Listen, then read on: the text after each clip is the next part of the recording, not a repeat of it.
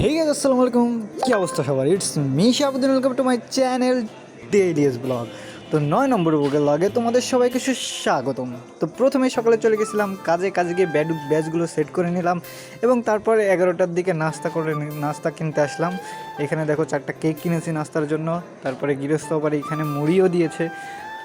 তো নারকেল দিয়ে মুড়ি দিয়েছে, নারকেলের যে দাম, তারপর নারকেল দিয়ে মুড়ি দিয়েছে নিজস্ব গাছ থেকে। তারপরে এখানে কুয়াগুলো সুন্দর করে চাতালে ফেলে দিলাম। তো আস্তে আস্তে করে সবগুলো কোয়া এইখানে তারপর দিয়ে দিলাম। তার উপরে আবার বালি দিয়ে দিচ্ছি 2 রকমের, একটা মোটা সিলেকশন আর একটা এমনি বালি।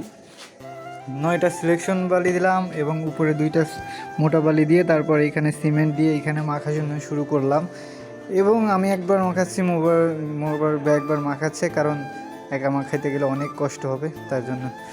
তো সব কিছু এখানে মাখানো শেষ। তারপরে ওর ভিতরে হালকা করে কুপিয়ে গর্ত করে নিলাম যাতে পানি দাঁড়ায়। তারপরে এখানে সাইডেও গর্ত করে নিয়ে পানি দিয়ে তারপরে এখানে ঢালাই দেওয়া শুরু করলাম।